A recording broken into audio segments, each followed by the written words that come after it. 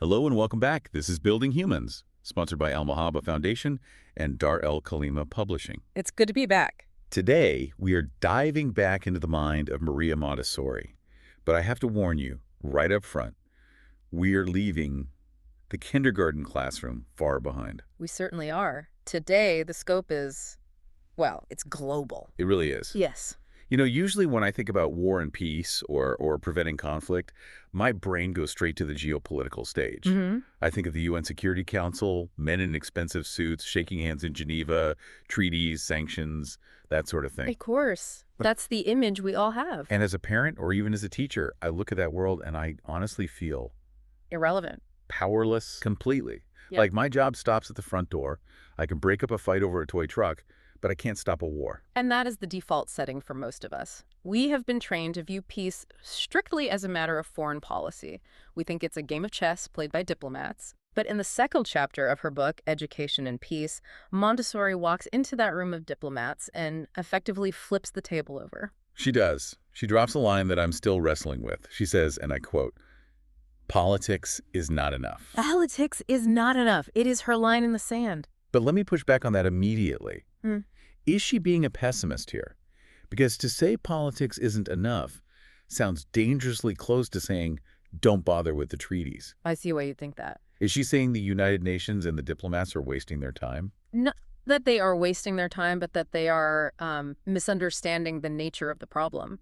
She isn't saying politics is useless. Okay. She is drawing a very sharp, critical line between two things we often confuse: preventing war and establishing peace. I feel like we use those terms interchangeably.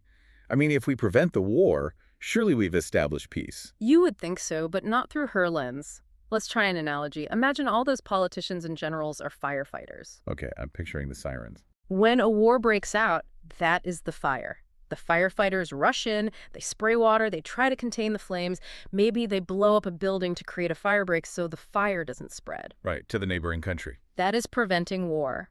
It is emergency management. It is crisis response. Right. They are dealing with the disaster as it happens. But now ask yourself the question the firefighter doesn't ask. Who built the house? Who built the house? Who decided to build it out of paper and gasoline? Who designed a structure that sparks every time the wind blows? That's the architect. Or the builder. Precisely. And in society, the builder is education. Politicians deal with the external symptoms, the flames. The fire. But education is responsible for the materials we are built of. If we raise human beings who are possessive, aggressive, and morally confused, we are building a society of dry wood. Wow. You can have the best firefighters, the best diplomats in the world, but eventually, if the house is made of gasoline, it is going to burn. That is a haunting distinction. So we're obsessing over the fire extinguishers, but we're raising kids in a way that makes the fire inevitable. It shifts the responsibility entirely. It means peace isn't signed on a piece of paper, it is grown in a classroom. And this brings us to her diagnosis of why we are so flammable. She uses a metaphor here that feels almost like it belongs in a sci-fi novel. Which one? She talks about the giants. The giants, yes.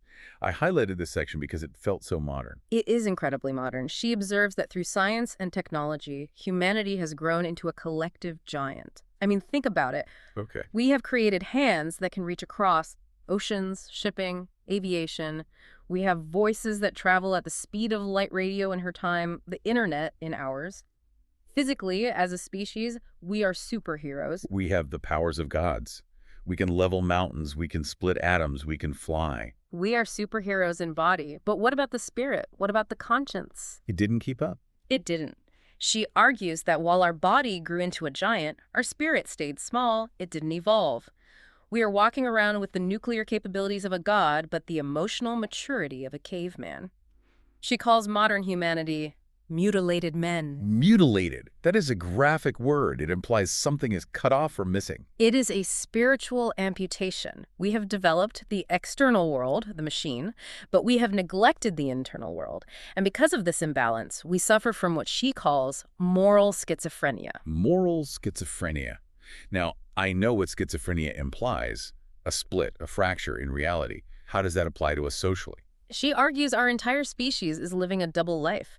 Think about the values we drill into children during peacetime. What do you tell your kids? Standard stuff. Be nice, Yeah. share your toys, don't hit people, life is precious, work hard, save your money. Right. If you walk down the street and kill someone, you are a monster. If you burn down your neighbor's house, you are a criminal. Those are the rules of civilization. Yeah, sure. But the moment a politician declares war, the script flips 180 degrees. Suddenly, the things we punished become virtues. Killing isn't murder, it is heroism. Wasting resources, blowing up bridges, sinking ships, burning cities is strategic genius. It's a total inversion, isn't it? It's like a switch flips and morality just pauses. And Montessori's argument is that you cannot build a stable, healthy society on that psychological crack. You cannot tell a child, love your neighbor for 10 years and then hand them a rifle and say, except that guy, go get him. That creates a rift. It creates a rift in the human psyche. We're trying to build a civilization on a foundation of moral confusion. I see that, but I'm going to play devil's advocate here. Please do. Because I know there are listeners thinking, that's all very nice and poetic, but war works. Historically, the strong survive. You fight, you beat the other guy, you take his land, you get rich. To the victor go the spoils. Isn't that just the harsh reality of the world? It was the reality for thousands of years when we were isolated tribes, yes. If I invaded your village and took your cows, I won. I had more cows, you had fewer. But Montessori argues that in the modern world, the concept of a victor and a defeated is actually an illusion. An illusion. Tell that to the side that lost. Well, think about why it's an illusion. She says the world has biologically and economically fused into the single nation. The single nation. She wants us to stop looking at nations as colored shapes on a map and start viewing humanity as a single biological organism. Okay. Like a human body. If your right hand gets angry at your left foot and smashes it with a hammer, has the hand won? I mean, no, the hand can't walk anywhere now. The whole body is crippled. Exactly. The infection in the foot might kill the hand. In a globalized world, war is collective suicide. We're too interconnected. So interconnected by trade, by supply chains, by resources that you literally cannot destroy neighbor without destroying part of yourself. She has this beautiful, specific example to explain this hidden connection. The baker and the miner. I found this really moving, actually. It is a profound meditation on gratitude. She asks us to visualize a miner. He is deep underground, breathing coal dust, working in the dark, risking his life every day to dig up fuel. Okay. Now, miles away, visualize a baker. He is up before dawn, kneading dough, getting flour in his lungs. Two totally different lives. They have never met. They likely never will meet. No, but look at the invisible thread. The miner eats the bread the baker made to get the strength to swing his pickaxe. Right. The baker uses the coal the miner dug to heat his oven. If the miner stops, the baker freezes. If the baker stops, the miner starves. And they don't even know each other's names. But you don't have to.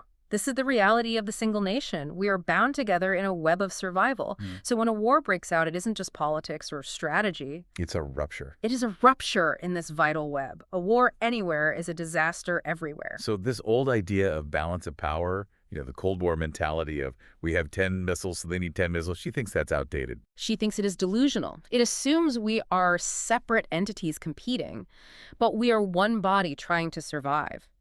Relying on fear and treaties to keep the peace is what creates the situation she calls the palace on a volcano. The palace on a volcano. That is the image that stuck with me the most from this reading. It feels incredibly relevant to the news cycle today. It perfectly captures our anxiety, doesn't it? Look around us. We have built a magnificent palace. Our culture, our arts, our cities, our technology, it is beautiful. But the foundation? The foundation is magma. It is built on suppressed aggression, on fear of the neighbor, on that moral schizophrenia we talked about. We are obsessed with the palace, the physical world, what she calls supernature, but we ignore the volcano underneath the human spirit. And volcanoes don't care how expensive the palace is when they erupt. They really don't. And she warns that without a science of peace, without a systematic way to cool that magma, the eruption is inevitable. Treaties are just paper. You cannot fight lava with paper. Okay, so let's pivot to the solution. If politics is just a Band-Aid and the treaties are paper and we are sitting on a volcano, what is the actual cure? How do we stop the eruption?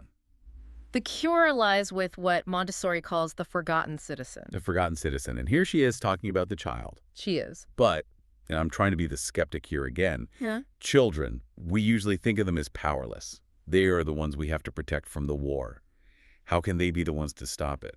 Because we view the child incorrectly. We view the child as a bucket to be filled. We think, I am the adult, I am formed, I will mold you. Right. Montessori views the child as a spiritual embryo. A spiritual embryo. That implies potential. It implies creation. The child is the only entity capable of renewing the species. Adults, we are rigid, we are set in our ways, we have our prejudices. Hardened clay. Exactly. You and I, we are already hardened clay. But the child is soft, malleable. They are capable of absorbing a new way of being. She actually uses a very provocative term here. Which is? She calls the child Messiah. Whoa. Okay. Child Messiah. That sounds, well, it sounds a little religious. A little intense for a secular listener. It does, but we need to strip away the theological baggage. She isn't using it in a dogmatic sense. She means it functionally. A Messiah is a savior. Okay. How do you save a species that is stuck in a cycle of violence? Yeah. You have to introduce a new type of human, and the only place a new type of human comes from is a child. So if we want to change the software of humanity, we don't start at the UN.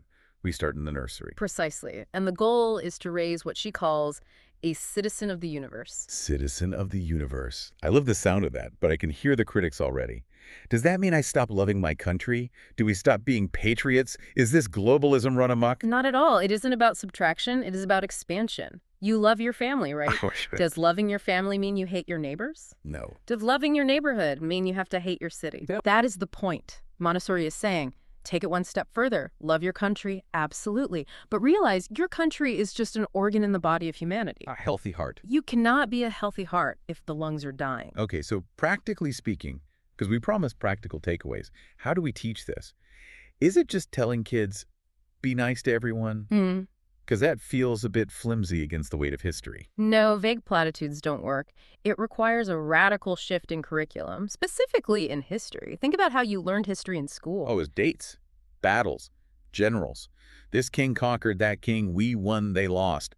Memorize the year 1066. It is a record of wars. We teach history as a sequence of fights. Yeah. Implicitly, we are teaching children that the people across the border are the enemy. We define ourselves by who we fought. Right. Montessori proposes a new history. What does the new history look like? It is the history of the cosmic task. Instead of battles, teach the history of invention and contribution. Show the child how an Egyptian farmer thousands of years ago learned to cultivate wheat and how that wheat feeds us today. Okay, so it's about the shared heritage. Exactly. Show them how a mathematician in India invented the concept of zero, which allows the computer you are using right now to function. Show how the European scientists developed the engine. It is about showing that everything we have is a group project. Yes, a massive multi-generational group project. When a child sees that their clothes, their food, their language, their math, that it is all a gift from people of every race and nation, They see it differently. they don't just tolerate foreigners, they develop a deep gratitude and loyalty to humanity. That is a huge perspective shift. Instead of us versus them, it becomes all of us building this thing together. And that leads to the final and perhaps most critical point of this deep dive. Defense. Right. She talks about true defense, because usually when we say defense, we mean hardware. We mean tanks. We mean missile shields. We mean keeping bad guys out. That is defense against external invasion. Nations spend trillions on that. But Montessori asks the uncomfortable question, who defends us against the internal invasion? The internal invasion being what?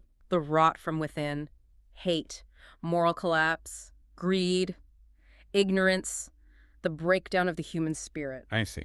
If your population is rotting from the inside, the strongest walls in the world won't save you. Rome didn't fall just because of barbarians at the gate. It fell because the core was rotten. So education is the shield against the rot. Education is the true defense. It builds a psychological shield. It creates a human being who is impervious to the propaganda of war, a human who cannot be easily manipulated into hating their neighbor. It is staggering when you think about the budget. We spend trillions on the giant's toys weapons to blow things up. But we spend pennies on understanding the spiritual embryo that actually runs the world. It is the ultimate bad investment.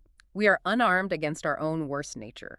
Montessori argues that if we diverted just a fraction of the cost of one aircraft carrier into properly educating the next generation in this science of peace, we wouldn't need the aircraft carrier. That is the mic drop moment for me. We are trying to protect ourselves with metal when we should be protecting ourselves with mindsets. To summarize, and I think this captures the essence of the text perfectly, politics can silence the canon for a year, maybe 10, but only education can make the human being drop the canon out of conviction. Politics wipes the blood off the floor. Education prevents the wound. That is the core truth. Politics handles the mess. Education stops the mess from happening. I am going to be thinking about that one for a long time. It puts a lot of weight on our shoulders as parents and teachers. It is a heavyweight, but a hopeful one, because it puts the power back in our hands. We aren't waiting for the UN. We can do this work in our living rooms and our classrooms. Absolutely. Yeah. Our job isn't just childcare. It is civilization building. Now, we have talked about why politics isn't enough. We have talked about the problem. The diagnosis. But in our next deep dive, episode 03, titled Teach for Peace, we're going to get into the how. Yes. Next time is the toolkit, the specific method to achieve this. I can't wait. And for those of you who want to go straight to the source, and I highly recommend you do, the authorized version of Education in Peace is available at Dar el Kalima Publishing. It is a read that will change how you look at the news and your kids. Indeed. Thank you for listening to Building Humans. Remember our motto, host speaker and expert speaker. Love for all, service for everyone. See you next time.